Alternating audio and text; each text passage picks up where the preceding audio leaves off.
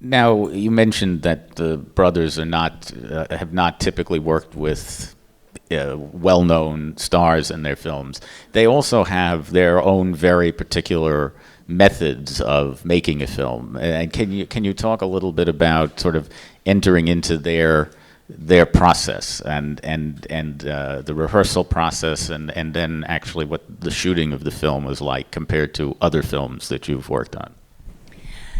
Well, they organize everything for them, the crew and the actors, of course, to have time to explore, which is really amazing.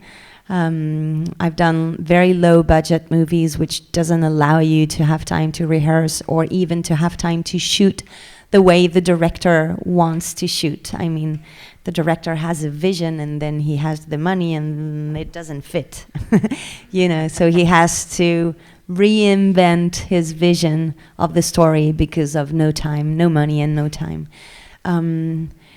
They shoot every 3 years and they organize everything for the creativity to have like kind of a comfortable is not a word that I like to use when it comes to shooting and to telling a story, because that's not the comfort that you look for, but the comfort of time really allows you to explore and to go to the deepest, to go very deep. And we had a month of rehearsals, which is really amazing. And it was really, sometimes you can have a month of preparation. For example, I remember with Michael Mann, I had 4 months of preparation because I needed to speak English properly without a French accent, which I tried everything, but well. And but with the brothers, it was really rehearsals like a theater rehearsal. It was more about the technical aspect of it. Because it was sequence shots, we needed to find the choreography of the camera and the actors. So of course it's technical, but it's always also the energy that you give and that you will give the day of the shooting that will also create this choreography. But we didn't focus on acting. So then when you're on set, because you know what you're going to do, even if sometimes it can slightly change, it's not like written in stone and you cannot move anything, it's still alive, But then they focus and we focus on the acting, and it's a real luxury.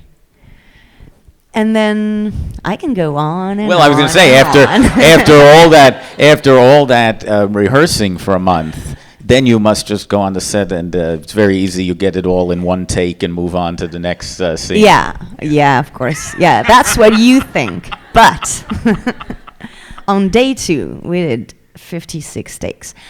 On day 4, it was 82, and then on and on.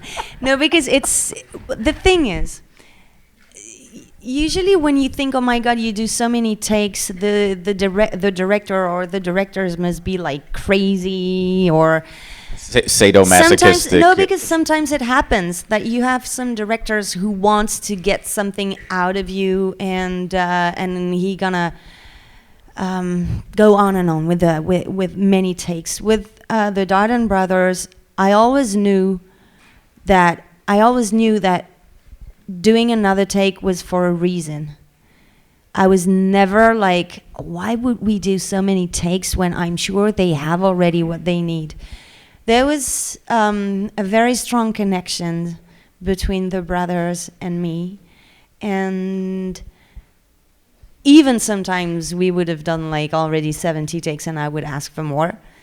But because we were in a process, first of all, as I told you before, it was sequence shots. Right. So you have a 10-minute scene, it has to be perfect from, the 10 minutes. No cutting, yeah. No, because you cannot edit. So if like 9 minutes goes well, even 9 minutes and a half, and the 30 last seconds something goes wrong, you need to do it again. And I trust them I trust them 1,000%. So if they would have asked me 200 takes, I would have done it, because I knew there was a reason behind this amount of takes. And that was one of my best experiences as an actress. They really offered me everything that I had always wanted in terms of relationship with directors. And today, when I talk about the amount of takes, I'm like, oh wow, yeah, this is a lot. But on set, it was never overwhelming. It was never exhausting. It was just the process of getting what they wanted to have, and for me, giving them exactly what they wanted to have.